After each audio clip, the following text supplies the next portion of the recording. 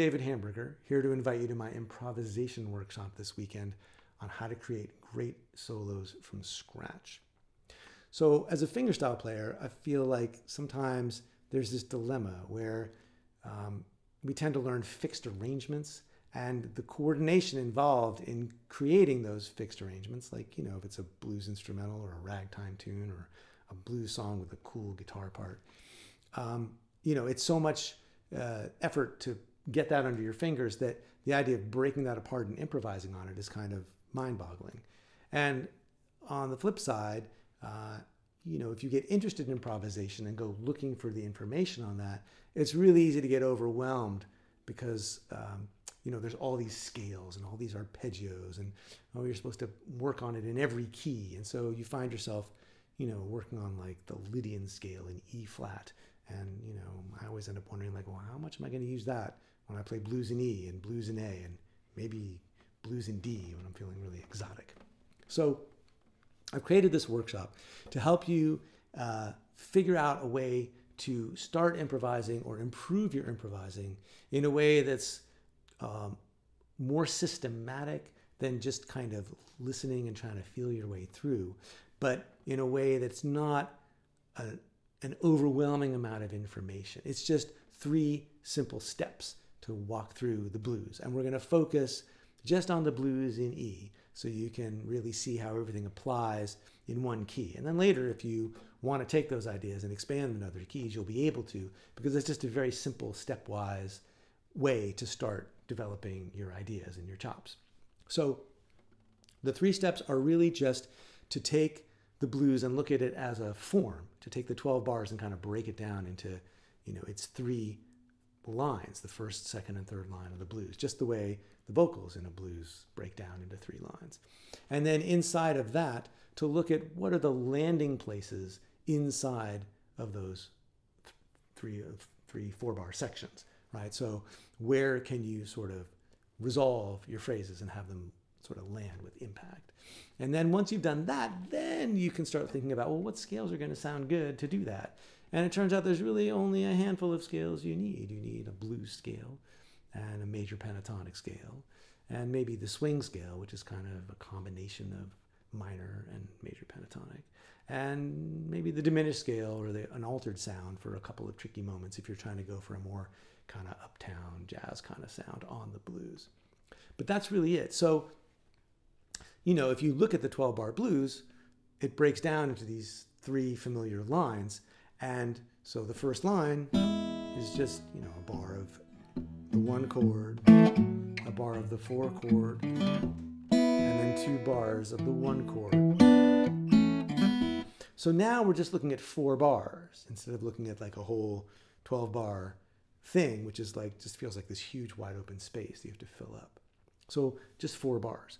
And then if you look at and listen to those 4 bars, there's a couple of places where it's sort of natural for things to land. So phrases that lead up to the beginning of the form, like that.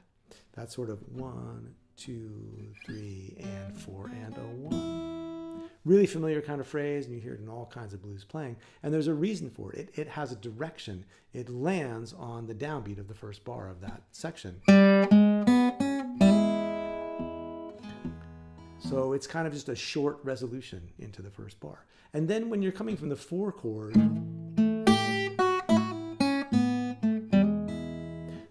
when you're coming from the 4 to the 1, sometimes it sounds good to play a longer phrase that still sort of nails that resolution back to the 1 chord. So from the 4 chord in bar 2,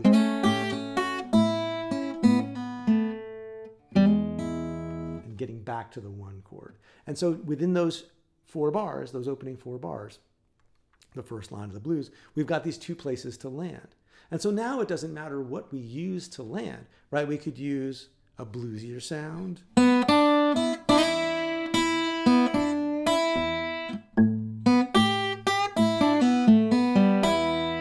or we could use a brighter sound that involves notes from the major pentatonic and has maybe more of a swing feel.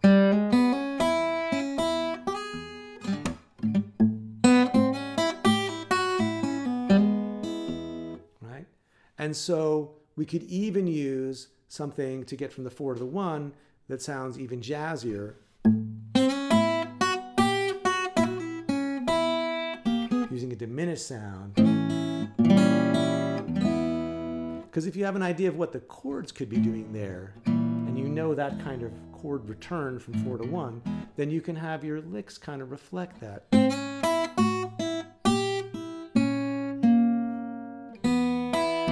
And so it's just a matter of thinking, well, what kind of sound do I want to get? And then looking at what you need to do in terms of the scales to reflect what the chords could be doing. But we don't have to get any more complicated than just 3 or 4 scale sounds. Just blues, major pentatonic, diminished, swing scale, which is like that amalgam of the major and the blues scale. And I'll be going into all of that in the workshop.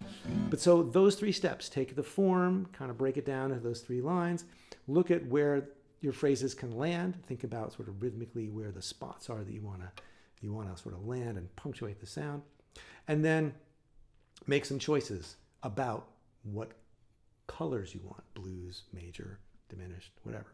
So in the course of the workshop, we will go through these steps. And as soon as you sign up, I'll send you a PDF that we're going to be using throughout the workshop. And I've taken each line of the blues, bars 1 through 4, bars 5 through 8, bars 9 through 12. And I've written out 3 complete ways to go through those 4 bars using these different kinds of phrasing, using these different kinds of contrasting sounds. So you'll have this set of 12 exercises that you can look over in Notation and Tab before we even get to the workshop. And when you get there, we'll take some time to give you a bit of a background to what we're doing, a more detailed version of what I'm doing right now, and then we'll spend the workshop going through these exercises. And since it's live, with a live stream, I'll be taking questions along the way. So if there's something that I need to clarify, or you're like, well, what about this? Or, could I use it like this? We can get into all those kinds of things as well. And finally, because I had a bunch of people ask me about this last time, if you can't actually be at the workshop during the live stream, there is a 3-month replay afterwards. So if you sign up, no matter what, the PDFs come your way, we do the workshop, and then you have access to a replay of the workshop for the next 3 months. So you can take notes and watch it over again and take a lot of time to digest the information. But even if you can't be at the live stream, you can still register, sign up, you'll still get the PDFs ahead of time. And then even if you can't be there for the actual live stream and the Q&A, you can have access to the replay for the next 3 months as well.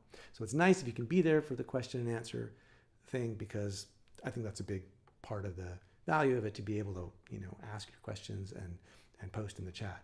But even if you can't and you just want to be able to see the information afterwards, you can register and sign up anyway. So there's a link below where you can sign up. You can leave me comments down below too if you've got questions about it. And the date is December 12th. It's at 10:30 a.m. Central Time and lasts for 2 hours. So that's the idea. And if that sounds good to you, I'll see you this weekend at the workshop.